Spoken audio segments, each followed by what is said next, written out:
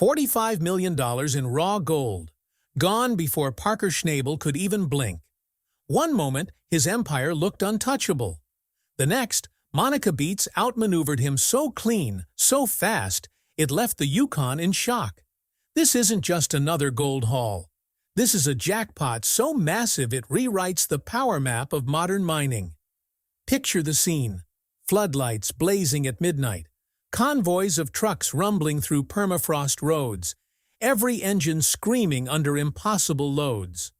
Parker's camp, sure of victory, chased a false strike. Meanwhile, Monica worked in silence, drilling where no one thought gold could exist, masking her every move with decoys, outsmarting the scouts who shadowed her day and night. And when her bucket teeth finally ripped into the earth, the ground itself seemed to explode with treasure. Nuggets the size of fists, veins glittering like steel bars, dipped in sunlight, gold pouring so heavy it drowned the wash plant mats. $45 million. Locked, sealed, hers. This isn't rumor. This isn't luck. This is strategy, precision, and pure dominance. Monica Beets didn't just beat Parker Schnabel, she humiliated him. Hit that like button, subscribe now, because this is the gold war no one saw coming. The feud between Monica and Parker isn't about dust and dirt, it's about dynasty. For Monica, it's about proving she's more than Tony Beets' daughter, that she can carve her own empire from the frozen ground of Dawson. For Parker, the stakes are even higher. He's not just mining gold, he's mining his reputation as the unstoppable force of the Klondike. Both know the truth. Only one of them can dominate the season, and the claim line dividing their operations becomes more than property. It becomes a front line. Scouts lurk in the trees, binoculars flashing under the Yukon sun, each camp obsessed with what the other is hiding. Local miners feed the fire, spreading whispers that Monica has something Parker doesn't.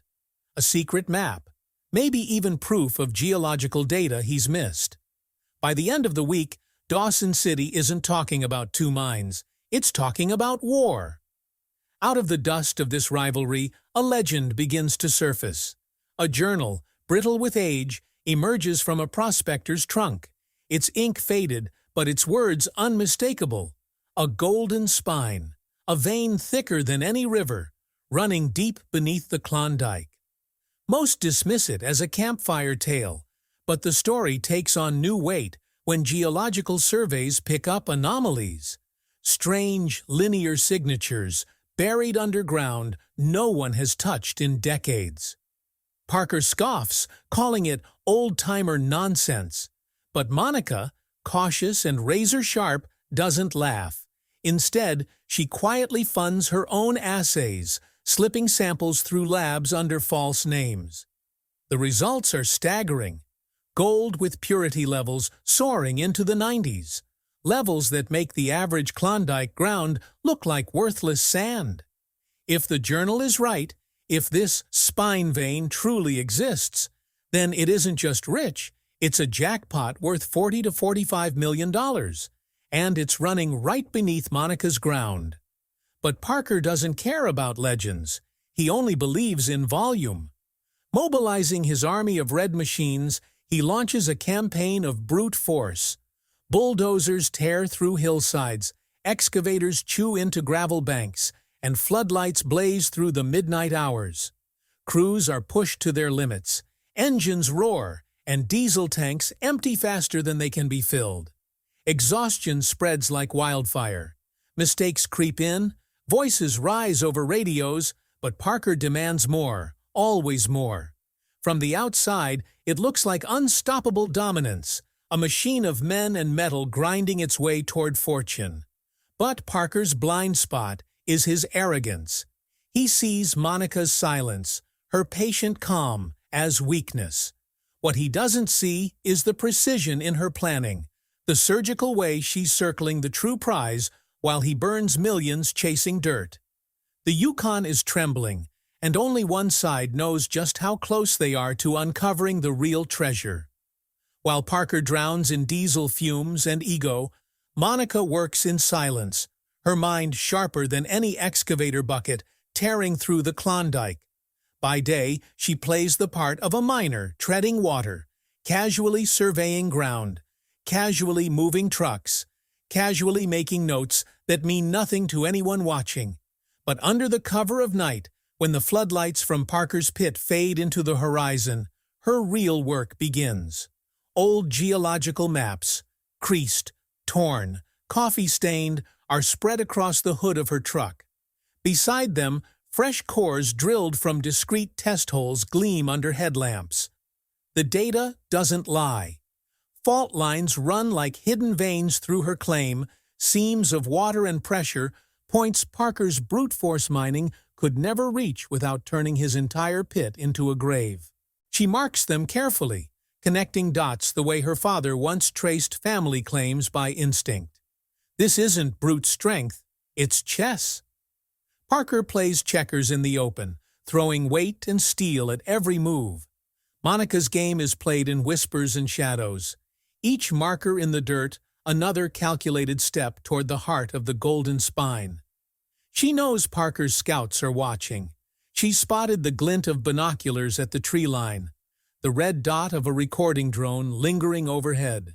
So she lays out decoys, deliberately planting stakes where the ground is worthless, marking test sites that lead nowhere. Every false move she feeds him is a seed of arrogance, reinforcing his belief that she's lost, that she's wasting her time chasing dust. Only a handful of her crew know the truth. They dig test pits far from the cameras, miles off-grid, in the kind of ground most miners would dismiss at a glance. They carry no radios, no flashing lights, nothing that would betray their movements. What they find is subtle, almost invisible to Parker's impatient eye. Layers of black sand heavier than normal, a whisper of fine flakes catching lamplight in the pans, an angle of stratigraphy that bends exactly where the spine should be. It's not proof, it's a pulse, a heartbeat. Monica plays the waiting game, hiding brilliance beneath a mask of banality, every movement rehearsed so thoroughly that even the most suspicious eye would see nothing but a miner fumbling in the dark. And while she waits, Parker makes his move. His crew tears into a promising cut, shovels and buckets roaring as gravel flies. Within hours, the sluice mats sparkle, gold, visible and bright, coating their riffles with a shimmer cameras love. Cheers echo across the pit, high fives, radio chatter, laughter that cuts through the cold Yukon night. Parker holds up a nugget the size of a coin, grinning wide, the lens zooming in on his triumph. "This is it," he boasts. "This is why we win." Discovery's cameras eat it up. Investors back home grin. To the outside world, Parker has already secured victory, but Monica knows better. She's already seen the assay sheets that Parker hasn't. The ground is shallow, the yield thin, a glittering distraction that looks impressive in a pan, but dies under the weight of hard math. It's a fool's feast. And Parker, blinded by his own bravado, devours it. He doubles down, sending trucks to haul worthless pay, burning through diesel as if the tanks are bottomless. His crew works double shifts under false hope, eyes hollow with exhaustion, but driven by his unrelenting orders. Every ounce of shallow gold Parker collects costs him 10 in fuel, 20 in labor, 30 in lost time. Monica watches from a ridge, binoculars steady in her hands, lips curling into the faintest smile. He's celebrating the wrong war. Each wasted hour on that false strike is a gift, a clock ticking backward in her favor. Where Parker sees victory, Monica sees distraction. And in that gap, in that arrogance, she finds her opening. It's then that she makes the riskiest decision of her career. She orders her crew to cut beneath the permafrost layer, the icy coffin Parker has avoided at all costs. Down there, walls don't just cave. They explode, burying everything under tons of frozen gravel. But Monica has mapped it, calculated it, studied where the fault lines can be braced. She knows this is where the spine dives, hidden from blunt machines but not from patience. Her crew hesitates. Every miner knows the stories of shafts collapsing, of frozen ground claiming lives, but Monica's conviction is unshakable. "We brace it right," she tells them, "and it holds. And if it holds, we win." The descent is claustrophobic. Timbers creak as they drive supports into the frozen earth, the air thick with the smell of wet gravel and sweat. Each crack above their heads sounds like thunder. Flashlights sweep across black walls, searching for signs of weakness. Pans are filled with gravel scraped from the new cut, hands trembling as they swirl water through. For a moment, nothing. Then, sparkles. Not just dust, not just flakes, but pieces heavier than they should be, clumping together in the bottom of the pan like stars in a black sky. Nuggets the size of fingernails, thicker than any Monica has seen in this ground. Her crew stares, silent, hearts pounding in unison. It isn't just gold. It's the kind of gold that hints at a mother vein nearby, a pocket untouched by any miner before them. The journal's words flood back. A golden spine. They've pierced it, just enough to feel its pulse. Monica lowers her voice, calm but electric, as if the very ground might be listening. "Keep digging," she whispers. "This is it." Parker notices it first, not in the daylight, but in the hours when the Yukon should be asleep. Headlights. Convoys of trucks crawling like silent predators across the frozen landscape. Their beams cutting narrow tunnels through the mist. They're moving near the boundary line, his boundary line, and every instinct in him ignites. He knows those aren't random supply runs. Someone's hauling dirt under cover of night. Someone who doesn't want to be seen. By morning he's already on his quad, tearing across the frost with cameras chasing after him, his jaw tight, fists gripping the handlebars like he's about to throttle the entire valley. He bursts into Monica's camp without warning, dust curling around him as his crew hangs back like soldiers waiting for orders. His voice cuts like a whip. Accusations of claim jumping, deception, stealing what's his. He points at her, words sharp, the kind of words meant to sting on camera. But Monica doesn't flinch. She doesn't shout back. Instead, she lets the silence stretch until the tension feels like it might snap. Then, with a tilt of her head, she answers not with rage, but with ice, sarcasm, delivered in a tone so calm it chills the blood. She twists his accusations into knots, questions his proof, mocks the idea that he even knows what's happening on his own ground. Every jab lands not like a punch, but like a scalpel, measured, precise, cutting deeper than Parker expects. The cameras don't miss it. Dawson doesn't miss it. By sundown, miners up and down the valley are repeating their words, retelling the showdown like a prize fight. Monica versus Parker. Beets versus Schnabel. Not a rivalry anymore. An open war. And while Parker fumes, storming back to his machines, burning yet more hours on suspicion instead of production, Monica's crew keeps moving dirt in silence, their secret still safe beneath the roar of his anger. The silence doesn't last long. One night, under the glare of floodlights and the scream of hydraulics, Monica's excavator bucket hits something solid. Not gravel, not ice, but a sound so sharp it echoes like steel struck against steel. The entire crew freezes. The bucket teeth scrape again, sparks flying, and then the wall breaks open. What lies inside doesn't just shine, it glows. Rock faces laced with veins of yellow, thick streaks twisting through stone like frozen lightning bolts. The pit explodes in noise.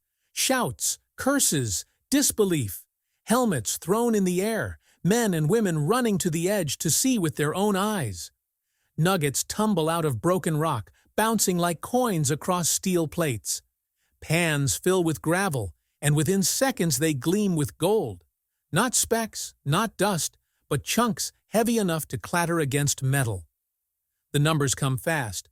Portable assay kits spit out readings so high they almost seem like errors. $1,200 per cubic yard, 10 times the Dawson average. A haul so rich it borders on impossible. Laughter mixes with tears as the crew tries to process what they've just unearthed. Some stand in stunned silence, lamps trembling in their hands. Others roar into radios, voices cracking with adrenaline. Years of hard labor, winters of failure, summers of exhaustion, all of it suddenly redeemed in a single shining wall. But through it all, Monica doesn't move.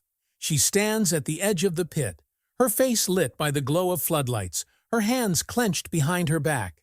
When she finally speaks, her voice is low but commanding, slicing through the chaos. Not a word leaves this camp. Not until every ounce is out. Don't celebrate yet. We've got to get it out before Parker smells it. Her crew snaps back to order, adrenaline turned into discipline.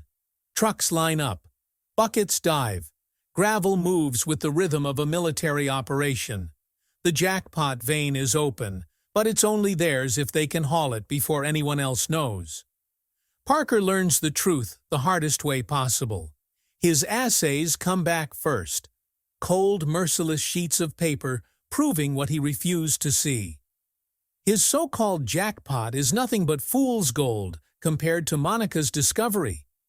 The shallow streak he paraded on camera isn't worth half the fuel it took to dig. Investors begin to buzz in the background, some dialing numbers with irritation, others demanding answers he can't provide. His empire, built on momentum and bravado, is wobbling under the weight of disappointment. The tension spreads through his camp like a sickness. Crew members, hollow-eyed from weeks of overwork, whisper behind his back. Some talk openly about Monica's booming site, about the trucks they've seen moving non-stop under her lights. The rumor hits like dynamite. Her pit isn't just producing, it's exploding. And then the worst blow of all. Drone footage leaks. Grainy, shaky, but undeniable. Monica's camp under full illumination, machines running like clockwork, gravel pouring into wash plants in a torrent. Gold glitters in sluice mats so thick it looks staged, but it isn't. The footage floods social media, racing through Dawson, spilling into investor circles. Parker's humiliation isn't just local anymore, it's global. For the first time in his career, Parker Schnabel doesn't have an answer. He stands in the middle of his hollow pit, papers crumpled in his fists, the echo of his machines sounding more like failure than victory. His crew avoids his eyes. His investors avoid his calls. And across the Yukon, one truth becomes truck after truck roars down the ramp, axles groaning under the weight, beds tilted high as load after load of gravel thunders into Monica's wash plant. Under the blinding glare of floodlights, the sluice mats shimmer as water sluices over them, and something extraordinary happens. Gold doesn't just appear in flecks, it erupts. Heavy chunks tumble forward, catching in the riffles. Nuggets the size of fists clatter against steel with the sound of hammers on anvils. Fine flakes blanket the mats so thick they resemble golden snowdrifts. The crew stares, hypnotized, as a river of treasure flows non-stop. Numbers begin flashing on calculators, estimates scratched onto clipboards as fast as they can tally. 10 million, 20 million, 30. The figures rise so fast it feels unreal, like a fever dream written in glowing digits. 40 million, then 45. An estimated value so staggering it outstrips entire seasons of Parker's empire in a single strike. The air splits with shouts and sobs. Some crew members collapse where they stand, laughter spilling out of them in disbelief. Others hug, their faces streaked with grime and tears, too overcome to form words. At the heart of it all, Monica steps forward, her gloves streaked with earth. She bends, reaches into the pile, and pulls free a single colossal nugget. Football-sized, glowing under the harsh lamps. She lifts it high above her head, the weight straining her arms, the crew roaring in response. Cameras catch the moment, and in a single frame, Monica Beets transforms from contender into conqueror. The nugget is more than medal, it's proof of total victory. Dawson wakes the next morning to pandemonium. Word has spread like wildfire, racing ahead of the sunrise. Monica Beets, the quiet, underestimated daughter of Tony, has struck the richest modern vein in Yukon history. Bars buzz with shouting patrons, papers hit the stands with front-page spreads, and by midday, investors and rivals alike circle Monica's camp like vultures with golden eyes. Parker's humiliation is no longer whispered. It's screamed in headlines and memed across the internet. The Golden Boy has been dethroned, and his rival wears the crown. Even Tony Beets, the man who once declared himself the king of the Klondike, is forced into an uncharacteristic pause. Cameras catch him outside his own camp, grinning through the smoke of his cigar, pride glowing in his eyes as he mutters a line destined to echo, "She's outplayed the lot of us. That girl's no apprentice anymore." The old guard recognizes the shift, and so do the crews who've long fought for scraps. Within days, rival miners queue up at Monica's boundary, hats in hand, begging to lease ground near her jackpot. The Yukon's power structure tilts overnight, and at its center stands Monica, no longer Tony's daughter, but the undisputed Queen of Gold. The momentum doesn't stop with celebration. Monica doesn't waste time on parades or speeches.